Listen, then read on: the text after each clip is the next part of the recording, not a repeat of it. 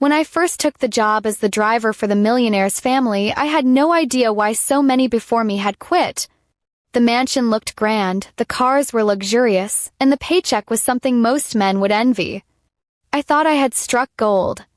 But the moment I met the family, I began to understand why every driver before me had walked away. Mr. Johnson, the millionaire, was rarely home, buried under his empire of businesses. His wife, Clara, carried herself with an air of superiority that made anyone feel small. Their teenage children, Alex and Sophie, were spoiled beyond measure, treating staff like disposable objects. On my first day, Alex threw his soda can at me just to see if I'd catch it. Sophie, only 16, snapped her fingers to summon me as if I were some kind of servant at her beck and call. The staff whispered stories to me, about drivers who had lasted only days, some even hours, before walking out in frustration. The family's disrespect wasn't hidden. It was deliberate, as though they wanted to test the limits of those who worked for them. I almost questioned my decision but reminded myself why I was there. I had a mother's medical bills to pay and siblings' education to support. Walking away wasn't an option for me. One evening, while driving Clara to a gala, she criticized my every turn, from the way I held the wheel to the routes I chose. My pride burned, but I kept silent. Later that night, Alex drunkenly demanded I pick him up at midnight. When I arrived, he threw up in the back seat and then blamed me for not having the right kind of bags ready. It would have been enough to make any man quit, but I endured. The breakthrough came on a rainy night.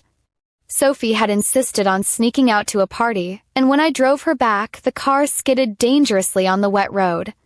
I managed to regain control, narrowly avoiding a crash. She was shaken, her arrogant mask cracking as she whispered a trembling "thank you." For the first time, she looked at me not as a servant but as someone who had just saved her life. After that night, Sophie's attitude softened. She no longer barked orders but asked politely. Sometimes she even sat in the front seat and talked. Alex noticed the change and, though slower to come around, began showing a little respect too. He still acted entitled, but he didn't throw cans anymore.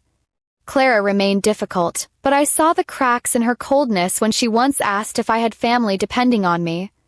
It was the first personal question she had ever asked. Mr. Johnson was the hardest to read. He barely spoke to me, always rushing between meetings and flights. But one day, when I drove him to a business conference, he suddenly asked, "Why haven't you quit like the others?" I told him the truth, that I needed the job, but also that I refused to let disrespect define me. He nodded silently, and for the first time I sensed a glimmer of admiration in his eyes. Months passed, and slowly the household began to change. I noticed fewer shouting matches, less arrogance in the air. My consistency, patience, and professionalism had done what no other driver's temper or pride could achieve. I had earned their trust. The staff even whispered that the family was different since I had stayed. The real test came when Clara's car broke down during a storm. I was already off duty, but when I heard she was stranded, I rushed to find her. Soaked to the bone, I got the car working and drove her home safely. That night, she looked at me with genuine gratitude and admitted, "Maybe we needed someone like you to remind us how to treat people."